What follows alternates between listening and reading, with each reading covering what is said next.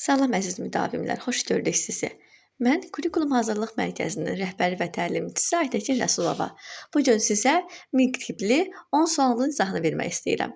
MİQ imtahanına kimi çalışacağam ki, hər axşam bu tipdə test izahımız olsun. Birinci sualımızdan başlayaq. Təqlid etmək hadisələri yalandan yaratmaq deməkdir. Müəllim şagirdə deyir ki, özünü hansısa bir tarixi şəxsiyyətin yerinə qoysun və müvafiq qərarları özü versin. Bu hansı üsuldur? Yəni özümüz oynayırıq. Şagird burada öz rolundadır. Amma özünü hansısa bir qəhrəmanın yerinə qoyub o cür düşünməlidir. Demir ki, sən qəhrəmansan, demir ki, onun roluna gir. Deyir, onun kimi düşünsən, sanki sən osan, amma sən qərar verməlisən. Sən özün nasıl qərar verərdin? Aydındır? Elə bil ki, deyir ki, sən tutaq ki, Şah İsmayıl Xətaisən, sən onun yerinə olsan nə eləməzdin? Şagird özü qərar verəcək. Təbii ki, bu bir şagird özünü düşünür ki, mən sanki oyam. Onu oynamır. Yəni bu bizim simulyasiyamıza aiddir. Rollu oyun başqa birinin yerindəyik, amma simulyasiyada isə özümüzük. Şagird burada özünü hiss edir, özünü dərk edir. Birinci sualın cavabı Y bəndidir. İkinci sualımız. Verilənlərdən biri formal müşahidəyə aiddir. Mən əvvəlcə sizə formal müşahidə nə olduğunu deyim, sonra başlayaq variantlara. Formal müşahidə bizdə əvvəlcədən müəyyənləşdirilir. Müəllim əvvəlcədən plan qurur ki, sabahları mən dərs zamanı filan uşaqlardan dərs soruşacağam, onları mən izləyəcəm, müəyyən nəzarətim onlarda olacaq, onlarla mən məşğul olub onları lövhəyə çıxartmalıyam. Budur. A bəndində deyilir ki, müşahidə zamanı istifadə olunan meyarlar əvvəlcədən müəyyənləşdirilir. Bəli, elə A bəndimiz düzgündür. Çünki əvvəlcədən müəyyənləşdirilir ki, kimə, yəni sinifdə hansı meyarları quracağam, nə özə sual verəcəm, suallarda, şagirdlərdə əvvəlcədən müəyyənləşdirilir. A bəndimiz düzgündür. Cavab A bəndidir. Amma B-yə baxaq. Planlaşdırılmamış deyir. Yerindəcə ediləndə. Xeyr, axı dedim ki, bayaq əvvəlcədən müəllim bunun planını qurur.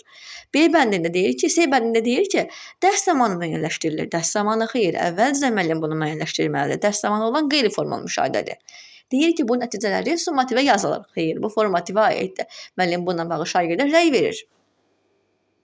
Y bəndində tədris zamanı aniden reallaşa bilir, yanlışdır. Aniden reallaşa bilən bizdə qeyri-formal müşahidədir.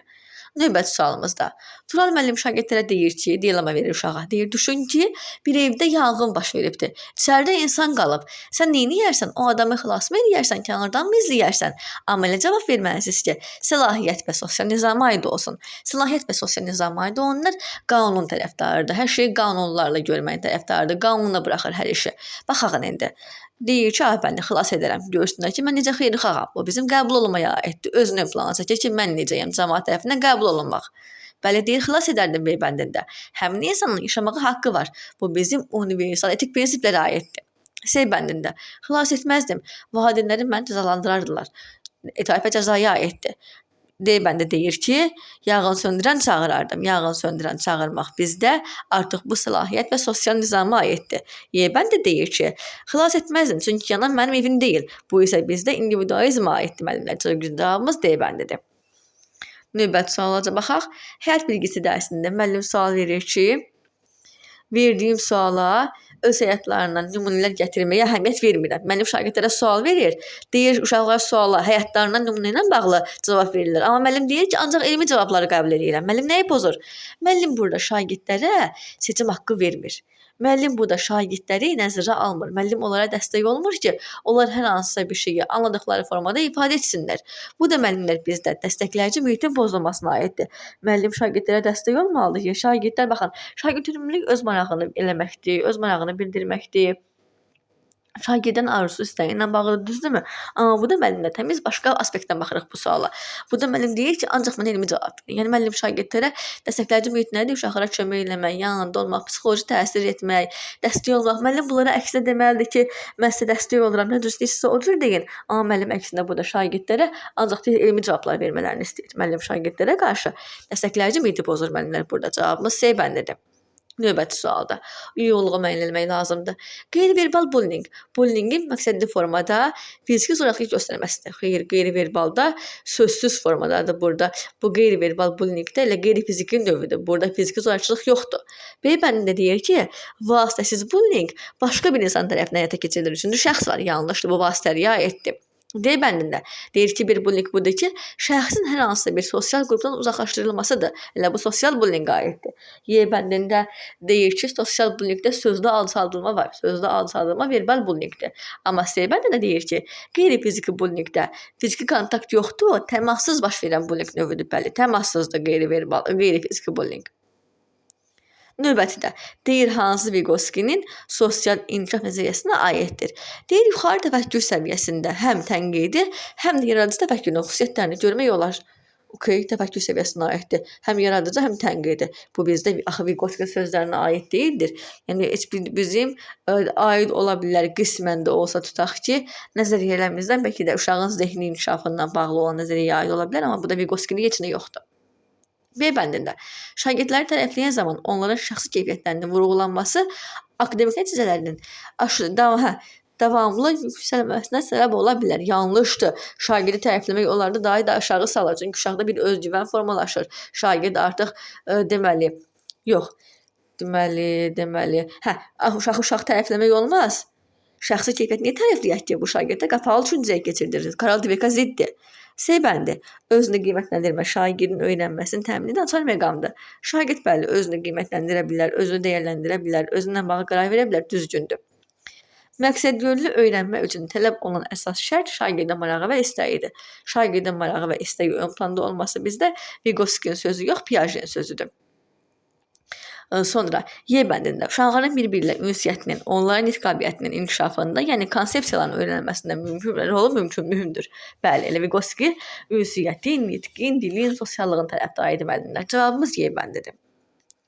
Növbəti sualda müəyyən edilmiş mövzu, məsələ və ya problem ətrafında ideyaların, informasiyaların, təəssüratların, tənqidin və təkliflərin qarşılıqlı mübadiləsidir. Müəllimlər, bu bizdə nəyə aiddir? Məsələ, problem, ideya, təəssürat, tənqid, təklif, müzakirə xəritəsində hər hansısa bir şey geniş formada müzakirə edirik biz burada. Cavabımız A bəndidir. Nə akvarium, nə aksiyon, nə ziqzaqda bunlar yoxdur. Y bəndi. Pandemiya dövründə deyir Həsən, eşitdiyinə görə düşünürdü ki, yəni pandemiya yalandır tutaq ki. Pandemiya dövründə Həsən pandemiya haqqında əhatəsində eşitdiyi fikirlərə əsasən bu xəstəliyin deyir varlığına şübhə ilə yanaşırdı. Deməli, Həsən insanların fikirlərinə önəm verir. Cəmiyyət nə deyirsə onu qəbul edir ki, cəmaət belə deyir, demək yalandır. Demək yox, cəmiyyət tərəfindən qəbul edilmək xətasına yol verib də cəmiyyətin fikirlərini qəbul edir. Cəmaətin təsirinə düşür. Cəmiyyət tərəfindən deyir, cəmaət deyirsə düzdür. Bax bu cür düşünün. Cəmiyyət tərəfindən qəbul edilmək. Mağazada alış-veriş edərkən bir şəxsin oğurluq etdiyini görürsünüz. Bu zaman necə reaksiya verərdiniz? Sakit qalardınız, yoxsa nə edərdiniz? Deyə cavab verin ki, individualizm aid olsun. Deyir, bəndə deyir ki, müdaxilə etməzdim. Çünki inanmasalar mən cəzalana bilərəm. Bu artıq qorxur. İtaat və cəzaya aiddir. Yəni deyir, inanmasalar mən yalançı hesab oluna bilərəm və mənə iş düşə bilər. Mən müdaxilə etmərəm. Çünki heç kimin müdaxilə edərəm. Çünki heç kimin oğurluq etmək haqqı yoxdur. Bu bizim səlahiyyət və sosial nizama aiddir. Etmərəm deyir müdaxilə. Bəlkə deyir ehtiyacı var. Onu verirsən, etik prinsiplərə aiddir. Edərəm, qoy hamı görsün ki, ədalətli biriyəm, qəbul olunmaya aiddir. Etmərəm, mağaza deyir mən deyil, mən maraqlandırmır. Bu nəyə aiddir? Bizdə individualizmə aiddir. Cavabımız Y bəndi. Tənqidi təfəkkürə aid olanlardan biri yanlışdır. Baxın, hər hansısa problemi sistemli şəkildə həll edə bilir. Bəli, düzgün, sistemli formada. Kifayət qədər sübut olmadıqda mühakiməni kənara qoyur. Bəli, 100 nəfər bir şey desin, inanmırsa gedib onu araşdıracaq. Amma görür ki, sübut yoxdur, bunu kənara qoyacaq, düzgündür.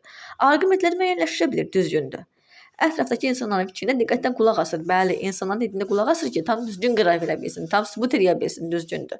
Hər hansısa deyir bir iş zamanı mənbəni deyir vurğulamağa ehtiyacı duymur. Axı yanlışdır. Tənqid təfəkkürlü insan tam sübut, tam isbatla nə üçün etdiyini müəllimlər bizdə isbat eləməyə çalışır. Düzgün cavabımız Y bəndidir. Bu da bizim sizdən qısa bir testimizin izahıdır müəllimlər. Hər gün çalışacağam ki, mən sizə testlər verim. Bir də baxıram ki, testimizdə taksonomiyaya aid test yoxdur. Sizə belə bir sual vermək istəyirəm və cavabını da demək istəyirəm. Tutaq ki, deyirəm ki, o testi mən buraya salmağı unutmuşam. Çünki elə bir imtahanımız olmasın ki, orada taksonomiyaya aid test olmasın. Şifahi formatda mən sizə bunu deyirəm. Siz cavablarınızı yazarsınız rəy bölməsində. Mən sabahlarım sizə bunun izahını verəcəm. Sualımız belədir ki, deyirəm ki, müəllim şagirdə tutaq ki, 2 dinə tarixi dövlət verir. Deyir ki, bu tarixi dövlətlərin siyasətini bir-birindən müqayisə elə, ortaq və fərqli yerlərini müqayisə elə. Müqayisə etdikdən sonra bu tarixi dövlətlər içərisindən hansının daha güclü olduğunu müəyyənləşdir. Bu sualımızın cavabı idrakda hansı mərhələ olacaq? Asan sualdır müəllimlər. Cavabınızı mən sizin gözləyəcəm. Hələlik. Sabahlarım eyni bu saatda yeni bir izahımız olacaq sizinlə.